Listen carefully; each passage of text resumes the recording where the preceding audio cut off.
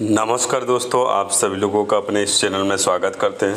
दोस्तों, हम आप सभी लोगों के सामने जो है पाठ योजना लेकर आए हुए हैं और यह पाठ योजना जो है कक्षा आपका 4 के गणित विषय से लिया गया है और वो विषय आपका बीजगणित से है और प्रकरण हम लोगों का है परिमाप आपका यहाँ पे है। तो यदि आप चैनल पे नए हैं तो चैनल को सब्सक्राइब कर लीजिएगा और वीडियो अच्छा लगे तो लाइक शेयर जरूर कर दीजिएगा, क्योंकि हमारे चैनल पे इसी तरह के आपके पाठ योजना जो है आपके आते रहते हैं। तो आइए वीडियो को शुरू करते हैं।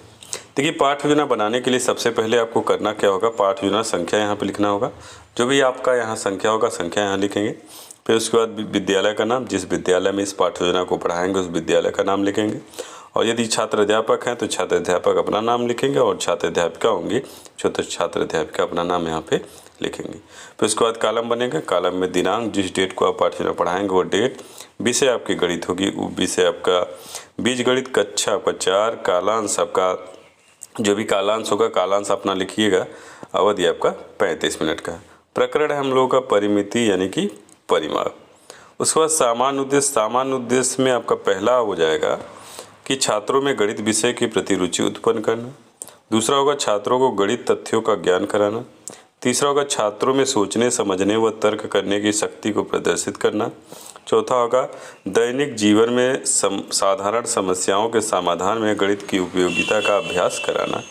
पांचवा होगा छात्रों को गणित विषय की ओर आकर्षित करना। फिर इसका विशिष्ट उद्देश्य। विशिष्ट उद्देश्य में पहला होगा कि छात्र परिमाप के बारे में जान सकेंगे, समझ सकेंगे और बातचीत कर सकेंगे। फिर इसके बाद शिक्षण विधि। शिक्षण विधि में प्रश्नीकरण विधि, उदाहरण विधि, व्याख्यान विधि। फिर इसके बाद सहायक सामग्री, चाक, डस्टर, श्यामपट्ट, मॉडल, चित्र। फिर इसके बाद पूर्व ज्ञान। पूर्व ज्ञान में छात्र जो बिंदु, रेखा व रेखाखंडों के बारे में समान जानकारी रखते हैं। फिर इसके बाद प्रस्तावना के प्रश्न। प्रस्तावना के प्रश्न में आपका ऐसे कॉलम बन जाएगा। क्रम संख्या, छात्र, छात्र अध्यापक, छात्र कथन, छात्र कथन। प्रश्न आपका पहला होगा यह क्या है, कॉपी और पेन दिखाते हुए बच्चे कहेंगे कॉपी और पेन है। फिर इसको यदि कॉपी पर पेन से ऐसे बिंदी कर दे, यह निशान बनाए तो इस निशान को क्या कहा जाएगा, तो बिंदु कहा जाएगा। दो बिंदुओं को एक दूसरे से मिलाने वाली रेखा क्या बनेगी, ऐसे मान लीजिए मिला के दिखाएंगे तो कहेंगे रेखा बनेगी।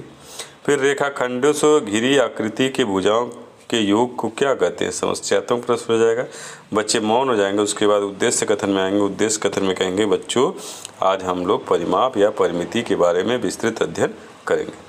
फिर इसके बाद पाठ प्रस्तुतिकरण। पाठ प्रस्तुतिकरण में ऐसे कॉलम बनेगा। शिक्षण बिंदु का, छात्र अध्यापक, छात्र अध्यापिका कथन, छात्र कथन।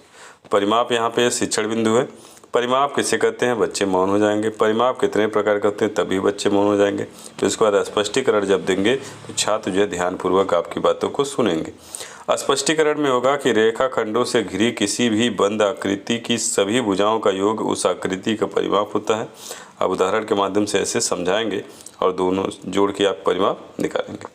फिर इसके बाद परिमाप दो प्रकार के होते हैं। एक बंद आकृति यानी ऐसी आकृति जो एक बिंदु से शुरू होकर उसी बिंदु पर समाप्त हो, बंद आकृति कहलाती है। जैसे आपका उदाहरण पे इस तरह का आप चित्र बना के दिखाएंगे। फिर उसके बाद आपका दूसरा हो जाएगा खुली आकृति। खुली आकृति में ऐसी आकृतियाँ जो एक बिंदु से शुरू होकर किसी अन्य बिंदु पर समाप्त होती हैं, खुली आकृति कहलाती है। जैसे ये आपका उदाहरण हो गया।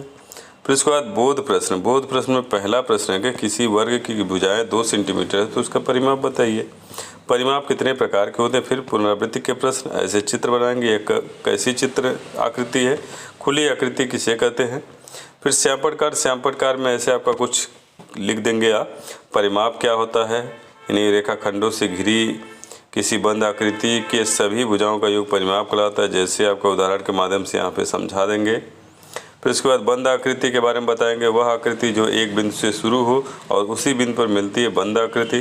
फिर खुली आकृति, वह आकृति जो एक बिंदु से शुरू होकर किसी अन्य बिंदु पर मिलती है, खुली आकृति।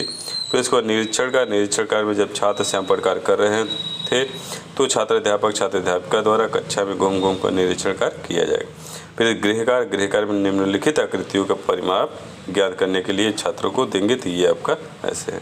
तो ये आज का हम लोग का पाठ योजना रहा। उम्मीद है आपको हमारा ये पाठ योजना अच्छा लगा होगा। अच्छा लगे तो लाइक शेयर जरूर कर दीजिएगा। धन्यवाद दोस्तों।